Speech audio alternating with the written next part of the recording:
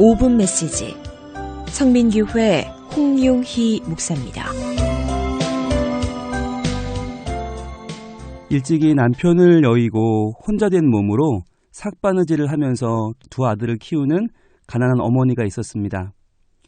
그런데 어느 날 비가 오는데 처마 밑에서 통통 소리가 나는 것이에요. 그래서 땅 밑에 뭐가 있나 하고 파보니까 가마솥이 나왔습니다. 그런데 이 가마솥 안에는 은이 가득 들어 있었습니다.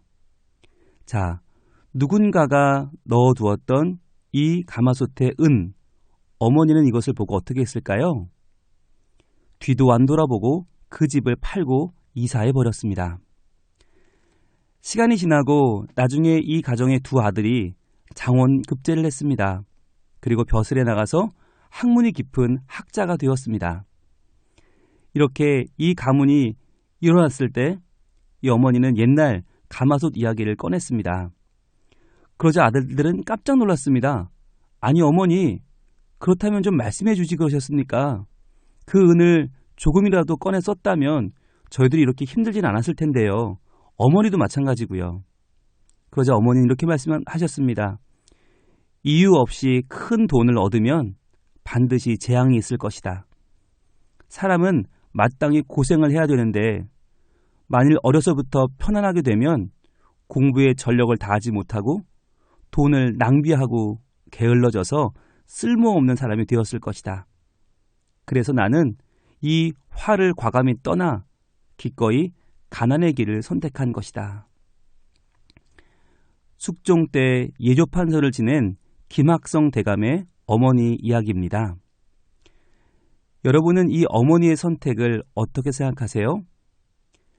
자녀들의 교육을 위해서 갑자기 생긴 큰 돈을 복이 아니라 화로 여겼던 이 어머니.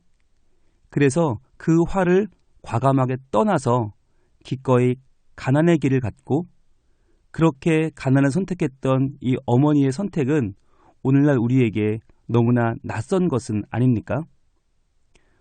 오늘날 우리는 자녀에게 돈의 힘을 전해주기 위해서 세상의 권력과 세상의 입에 단 것을 남겨주기 위해서 노력하고 있지는 않은가요?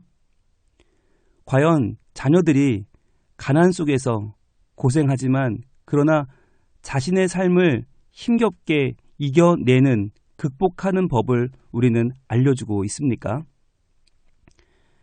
김학성 대감이 예조판서를 지내고 당시에 많은 사람에게 존경을 받는 대학자가 될 수 있었던 것은 그에게 이런 어머니가 계셨기 때문은 아닐까요? 오늘날 우리도 다 자녀를 잘 키우고 싶습니다. 누구 못지않은 부럽지 않은 자녀로 키우고 싶습니다. 그렇다면 이 이야기를 한번 떠올려 보세요. 과연 우리는 내 자녀에게 어떠한 가치를 전해주고 있는지요? 온통 물질주의가 가득한 이 세상 속에서 우리는 가난할 망정, 힘들 망정, 돈을 넘어서는 존경할 만한 가치를 물려주어야 하지 않겠습니까? 그 가치는 바로 예수 그리스도입니다. 우리를 위하여 기꺼이 이 땅에 오셔서 낮아지시고 죽으시고 부활하신 예수 그리스도의 복음이 물질을 초월하는 가치입니다. 이 가치를 자녀에게 전해주세요. 그래서 신앙으로 일어나 세상을 복음으로 뒤덮는 복된 자녀가 될 수 있도록 기도해 주세요.